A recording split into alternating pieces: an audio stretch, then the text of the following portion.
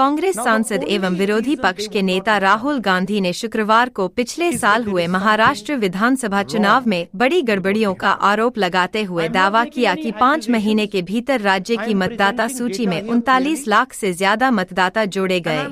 राहुल गांधी का सीधा आरोप बीजेपी पर ईवीएम मशीन में हेरफेर किए जाने का है। उन्होंने दावा किया कि महाराष्ट्र की सूची में जोड़े गए मतदाताओं की कुल संख्या हिमाचल प्रदेश के मतदाताओं की कुल संख्या से ज्यादा है। पार्लियामेंट हाउस में मैंने अपने भाषण में कहा कि महाराष्ट्र के चुनाव में हमारी एनालिसिस के बाद वोटर लिस्ट पे कोई सवाल उठे हैं। मैं आज हिंदुस्तान के युवाओं को यह डेटा दिखाना चाहता हूं। सबसे पहला सवाल, 5 साल में जितने वोटर लिस्ट में ऐड किए गए थे उससे ज्यादा वोटर महाराष्ट्र में 5 महीनों में ऐड हुए हैं। 32 लाख वोटर्स विधानसभा 2019 एंड 2024 के बीच में। 39 लाख वोटर्स मतलब हिमाचल का जो पॉपुलेशन है वो ऐड कर दिया लोकसभा 2024 एंड विधानसभा 2024 के बीच में। यह पहला सवाल है।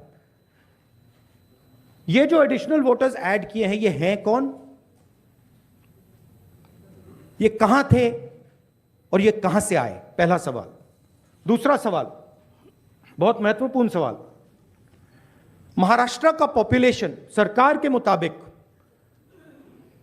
महाराष्ट्र का अडल्ट पॉपुलेशन सरकार के मुताबिक 9.54 करोड़। महाराष्ट्र का adult population 9.54 crore. Election commission के मुताबिक महाराष्ट्र में 9.7 करोड़ वोटर्स हैं। इसका मतलब इलेक्शन कमीशन कह रहा है, देश की जनता को कह रहा है, देश के युवाओं को कह रहा है कि महाराष्ट्र में एडल्ट पॉपुलेशन से ज्यादा वोटर्स हैं। यह कैसे हो सकता है? ऐसे में सवाल ये उठता है कि जब खुद चुनाव आयोग वोटर्स की संख्या बता चुका है तो संख्या से अधिक वोटर्स आए कहां से? कांग्रेस पार्टी को लोकसभा में 1.36 लाख वोट मिला है। विधानसभा में तकरीबन उतना ही वोट हमें मिला, 1.34 लाख। यह चुनाव हम जीते, लोकसभा वाला। लोकसभा के चुनाव में बीजेपी को 1.19 लाख वोट मिलता है। इस कंस्टिट्यूएंसी में 35,000 नए वोटर्स ऐड होते हैं और वो 35,000 के 35,000 वोटर सीधे बीजेपी के खाते में जाते हैं और बीजेपी चुनाव जीतती है।